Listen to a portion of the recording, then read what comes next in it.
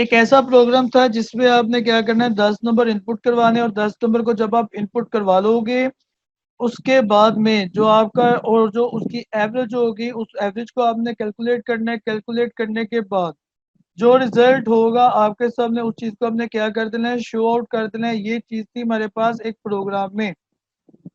तो अब यहाँ पर आपको इस चीज के बारे में बताया था कि ये कोर्स नेम क्या काम करेगा। अगर मैं इसकी आपको आउटपुट चलाकर दिखा दूं तो आउटपुट में नीचे एक मैसेज शो होगा, welcome to enter the book या CS101। ये welcome to enter the book CS101 introduction to Java programming. अब ये चीज कहाँ से आ रही है, ये चीज कहाँ पे शो हो रही है आपको। ये मैंने लास्ट टाइम भी आपको बताया था कि जब हम मेन फंक्शन में मूव कर रहे हैं तो वॉइड मेन में जो मेरे पास एक मैसेज पड़ा हुआ है CS101 Java to program introduction to Java program, यहाँ से मैसेज आपका मूव कर रहा है। किस में मूव कर रहा है, आपके इस कोर्स नेम के वेरिएबल में। तो अगर तो आप मैसेज शो करवाना चाहते हो तो उसके लिए आपको एक वेरिएबल डिक्लेयर करना पड़ेगा। मैं ये नहीं कह रहा कि आपने हमेशा कोर्स नेम ही रखना है, आपकी मर्जी है, आप जो मर्जी अपने वेरिएबल का नाम रखो। पहली बात, अब यहाँ पर आपने कोर्स नेम के वेरिएबल को करवा लिया और अब आप कहोगे कि सर यहाँ तो हमने कोई इनपुट तो करवाई नहीं है, जिसकी वजह से आपको लगे कि यहाँ पर वो वैल्यू आपके आ रही है। तो बेटे लास्ट टाइम जब हम पहले पढ़ रहे थे आपके पेपर्स होने से पहले, तो वहां पर एक चीज हमने पढ़ी थी रेफरेंस वेरिएबल के बारे में, जो उसके पेरेंथीसेस में वैल्यू होती है। तो यहाँ पर आपने उसका क्या डिजाइन किया, एक कंस्ट्रक्टर डेवलप की है। इस कंस्ट्रक्टर में एक हमने वेरिएबल डिक्लेयर की है स्ट्रिंग टाइप का, और वो वेरिएबल है आपका नेम। जो वैल्यू नीचे मैंने आपको दी है इंट्रोडक्शन टू CS101, वो आपकी इस नेम के वेरिएबल में आई। इस नेम के वेरिएबल से होते हुए ये वैल्यू आपकी इस कोर्स नेम में चली गई। तो इसका मतलब ये हुआ कि लास्ट टाइम भी हमने कंस्ट्रक्टर को पढ़ा था। तो कंस्ट्रक्टर में हमने क्या चीज देखी थी, हमने यही कहा था कि आप constructor data use to initialize the value to the variable. Constructor क्या करता है, वैल्यू इनिशियलाइज करवा देता है। किसको इनिशियलाइज करवाता है, आपके वेरिएबल को इनिशियलाइज करवा देता है। अब यहाँ पर जो वैल्यू नीचे से आ रही है यानी कि इंट्रोडक्शन टू जावा CS101, वो वाली वैल्यू इस नेम में आई और इस नेम से होते हुए वो वाली वैल्यू किस वाले वेरिएबल में जाके सेव हो गई, आपके कोर्स नेम के वेरिएबल के अंदर। ठीक है, तो यहां से आप उस वेरिएबल को गेट करोगे। गेट करने के बाद जैसे ही आप डिस्प्ले करोगे तो आपके सामने वो वाला मैसेज क्या हो जाएगा, शो होकर आपके सामने जाहिर हो जाएगा। अब यहाँ पर जो नीचे क्लास एवरेज का ऑप्शन आ रहा है, एवरेज का ऑप्शन आ रहा है, तो यहाँ पर मैंने ऊपर अभी स्टेटमेंट में ये बात बताई कि आपने कैसा प्रोग्राम लिखना है जो कि 10 नंबर को एंटर करे और उनका जो टोटल जो नंबर आपने एंटर किया उसका सम, और साथ ही उसका जो एवरेज है वो हमें शो करके दिखा दे, एवरेज शो करके भी दिखा दे। तो उसके लिए आपने एक मेथड बना लिया क्लास के अंदर ही एवरेज के नाम से, और वहां पर आप उसको क्या करवा रहे हो, इनपुट करवा रहे हो। अब ये सारे काम हम वाइड मेन में भी कर लेते हैं, मेन फंक्शन में भी कर सकते हैं, इधर वाले पार्ट में भी हम ये काम कर सकते हैं, लेकिन ये वाले सारे काम आपके एक क्लास के अंदर भी हो सकते हैं, कोई मसला नहीं है उसमें।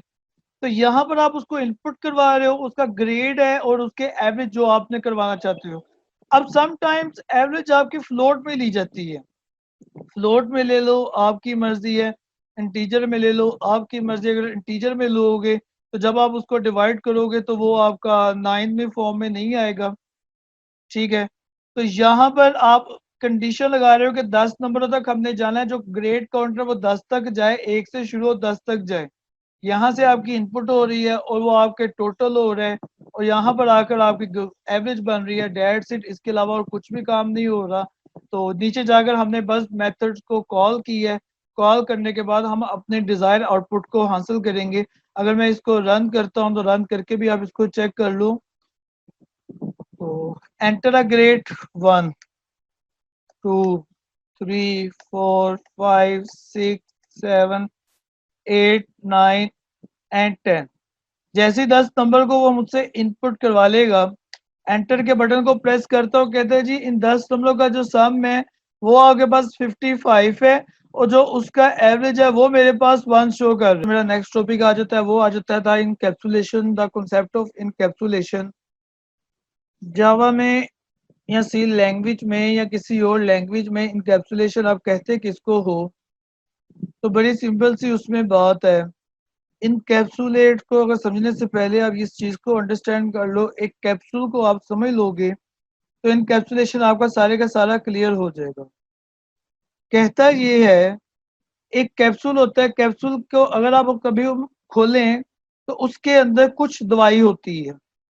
तो यानी कि उस कैप्सूल के अंदर का जो डेटा वो हम देख नहीं सकते। एक कैप्सूल हाथ में पकड़ा हुआ है, आप उस कैप्सूल को देख सकते हो, लेकिन उसके अंदर क्या है आप उसको देख नहीं सकते, आपको नहीं पता कि उसके अंदर क्या है। अगर मैं एक कार की बात करूं, एक गाड़ी का जो इंजन है, जब एक ड्राइवर उस गाड़ी को चलाता है तो उसको वो इंजन नजर नहीं आता, उसको जस्ट फ्रंट से नजर आता है, उसको वो इंजन नजर नहीं आता कि गाड़ी, उसको ये पता है कि इंजन लगा कहाँ पे हुआ है, लेकिन उसको जब वो ड्राइव कर रहा होता है उसको वो इंजन नजर नहीं आता, उसको सामने चीजें नजर आती हैं। तो यहाँ पर जावा में भी हमने इनकैप्सुलेट करना है डाटा अपने को, डाटा को हाइड कर लेंगे, डाटा को हम छुपा लेंगे। कैसे छुपाएंगे हम, उसके लिए हम यहाँ पर एक काम करते हैं, तो उसके लिए दो चीजें जरूरी है। वो दो चीजें क्या जरूरी है कि एक जो आपने बनाया है अपना, एक जो वेरिएबल है, वो वेरिएबल आपका किस टाइप का होना चाहिए, प्राइवेट स्पेसिफायर का होना चाहिए। जो आपने अपने वेरिएबल्स को डिक्लेयर करना है, वो उसका स्पेसिफायर क्या होगा, आपका प्राइवेट स्पेसिफायर होना चाहिए, नंबर वन।